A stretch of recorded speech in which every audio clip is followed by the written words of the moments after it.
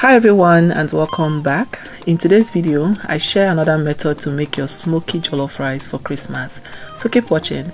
For the pepper mix I have some tomatoes, some paprika pepper, red bell pepper, onions, some scotch bonnet for heat. Actually I have scotch bonnet and yellow pepper for heat, and some garlic. I'll drizzle some oil over it like so and then roast in the oven.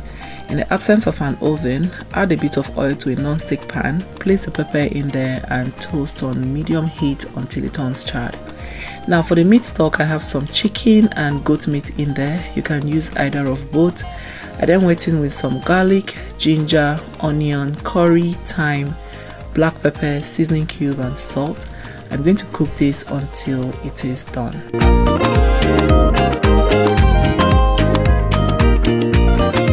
1 hour later, our pepper is ready. See how beautiful it looks. I'm going to now transfer this into a blender and blend until it is smooth. So what this process will do is give your jollof rice that charred smoky flavor which everybody loves. Number one. Number two, it's going to also reduce your frying time in half. You can see the paste looking really thick, which means it is almost done. So set that aside once that is ready.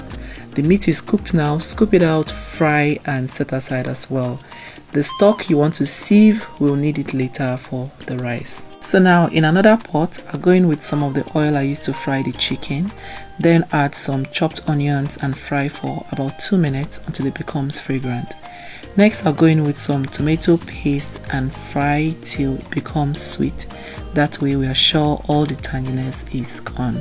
You want to do this on medium-low heat so it doesn't burn, okay? Once I achieve that, I'll then go in with the pepper mix and then mix to combine.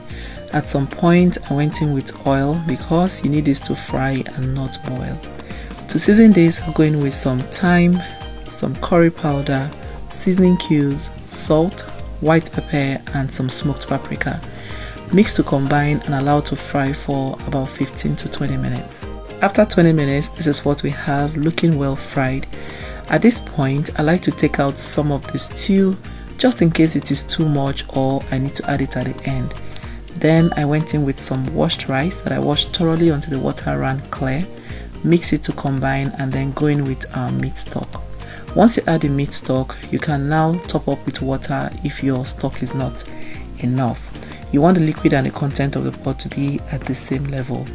I covered this and cooked for about 15 minutes on medium heat. 15 minutes later, I'm going to go in now. I thought I needed a bit more salt, so I added some salt, stirred again, cover this time around with foil or parchment paper and allowed to cook for a good 30 minutes on medium heat. So 30 minutes later, this rice was cooked. I'm going to now take away the parchment paper and then stir to combine. When you're making jollof rice, you can't help but stir often. You want every grain of rice to be evenly cooked, okay? So now I'm going to go in with some tomatoes, some onion and butter. I'm going to cover and let the butter melt for about 2 minutes, then come back, give this a really good stir. At this time, this rice was already smelling really delicious. Finally, I'm going to go in with some peas and carrots, which is optional. Stir it in and take it off the heat. Food is ready. I hope this was helpful.